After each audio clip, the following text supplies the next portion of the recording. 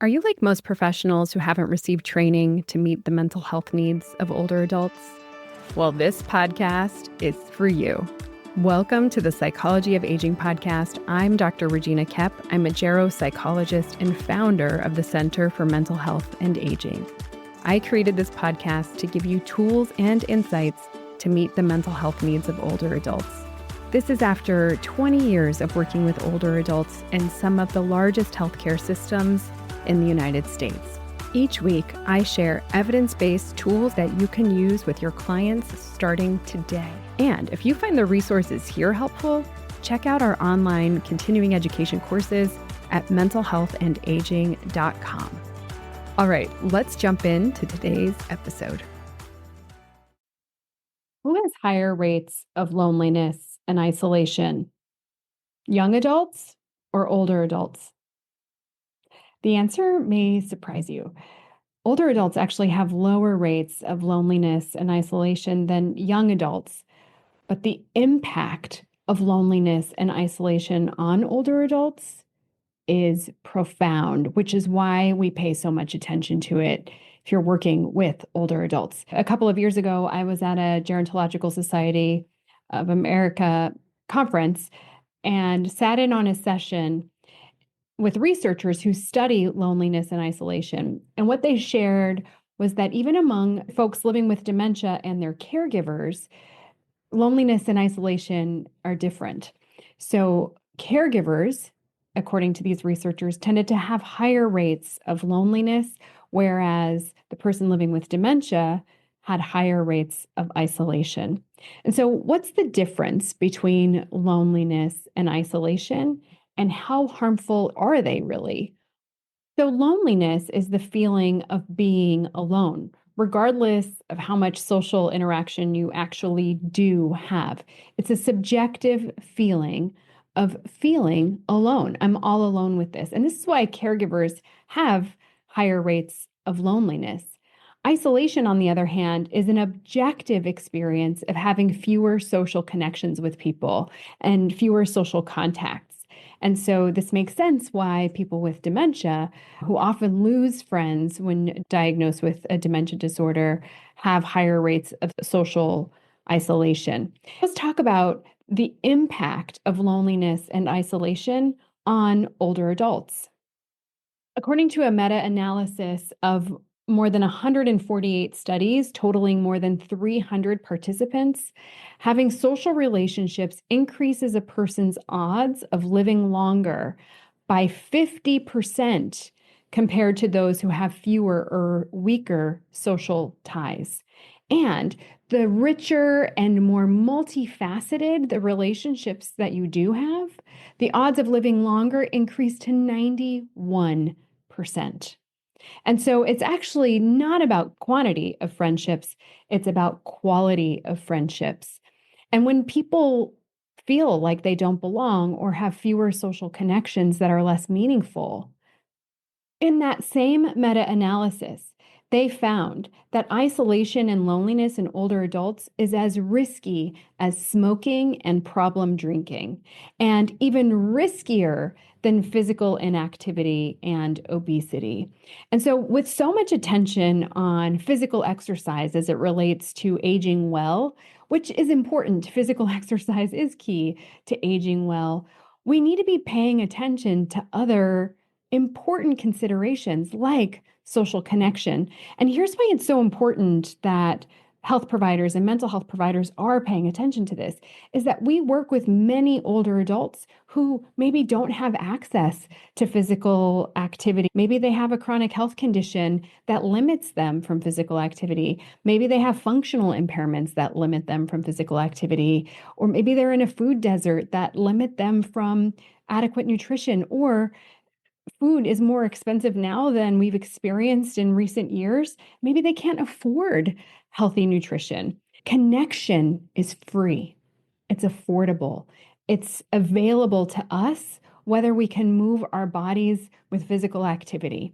And so I love considering components like social connection and participation with others and deepening friendships as a way of promoting health and longevity. And so, what happens when people don't experience connection and belonging? Feeling like one doesn't belong is associated with a lack of meaning and purpose in life, with increased physical health problems, increased mental health problems, and reduced longevity.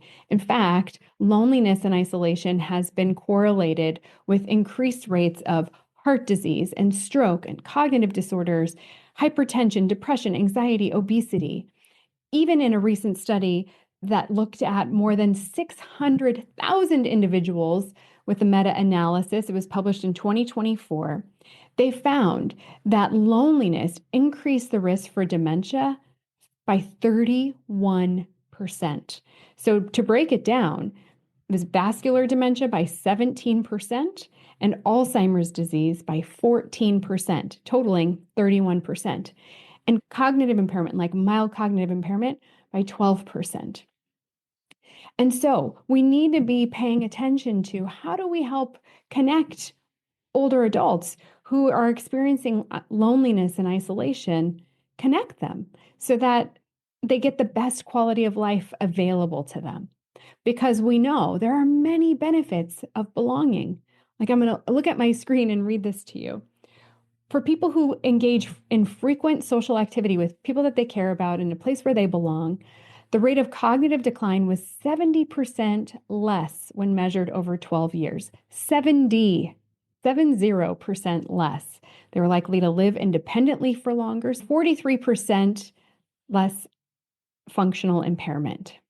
And those with a greater sense of purpose were less likely to be depressed, anxious, or have dementia. And so, what percentage of older adults actually experience loneliness and isolation?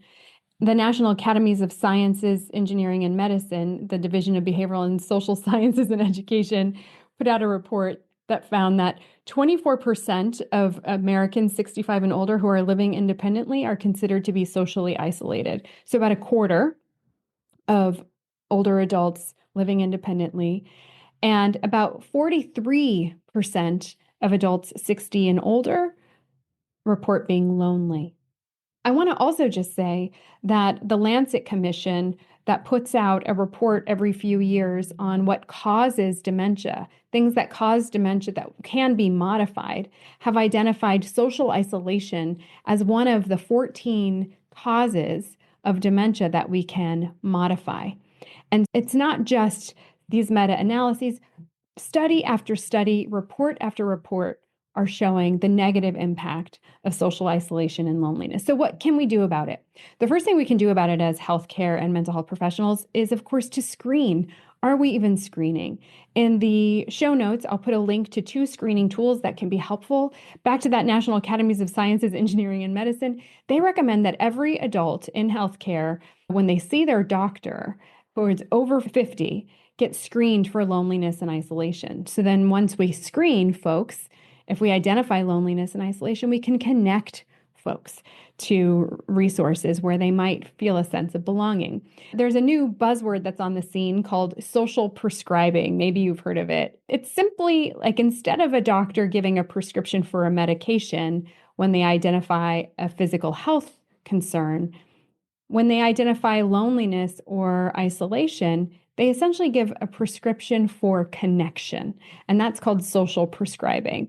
This means that we need to be screening and then connecting. We saw that what the benefits were earlier, that when people feel like they belong and are connected, the rates of illness decrease, the symptoms decrease, mental health concerns decrease, longevity increases.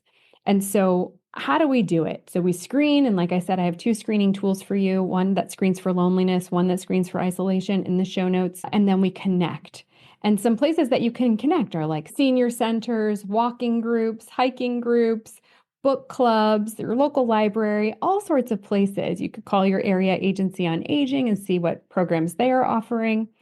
And one doctor in Madison, Minnesota, when she screens for loneliness and isolation, she writes her patients a script, a prescription for a cup of coffee at a local coffee shop.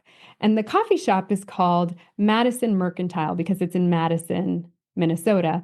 And so what she does is she writes a script on a scrap piece of paper for a cup of coffee. The person takes the piece of paper to the coffee shop. They get a free cup of coffee or tea or whatever. And then there they can connect to a whole host of other programs. And looking on their website at the Madison Mercantile, there's a list of programs. They have caregiver support groups. They have men's support groups. They have men's sheds. They have art groups, knitting groups, all sorts of activities that you could be a part of. And so this is one of my favorite examples of social prescribing, is that a doctor identifies loneliness and isolation and writes a script for it, for connection. And so I love this quote that says, social prescribing is a way to connect a person to what matters to them instead of just treating what's the matter with them. And so if you are working in healthcare or mental health care, please consider, beyond exercise and nutrition, of course they're important, encourage people to connect, because that is equally important, if not more. And in the show notes also, I'll have a link to a list of recommended reading for addressing isolation and loneliness. There are 5 books that I recommend that you can share with your older clients, and consider social prescribing to your local senior center, to a local walking group. I live in a small town in Vermont, and I get a weekly local newspaper for free in my mailbox that tells me the goings on around town. And if I wanted to, if I had the time to, I could just easily pop into a meeting somewhere like at the local library and connect with others easily. And it can be hard to get the momentum to do that. And there might be some barriers, like transportation barriers for people that you're working with, but there are a myriad of other opportunities for them. You have to get creative. Maybe it will be on Zoom, or connecting with friends, or joining an online book club or an online group. And that might be better than nothing. So check out the show notes for a lot of other resources, and share this episode with somebody who might need or benefit from it in their clinical work. I'll see you next week. Bye for now. Calling all mental health providers. Have you been feeling ineffective, stuck, or unsure of how to best help your client with memory loss? Well, it's not your fault. Most therapists haven't had any training in addressing memory loss or cognitive changes in therapy. But I got something for you. In my free 10-minute video where I walk you through 5 steps for helping your clients presenting with memory loss, you'll learn the difference between memory loss and mental health concerns for older adults and how to help. Get this free training and a bonus workbook that you can start using in your clinic today.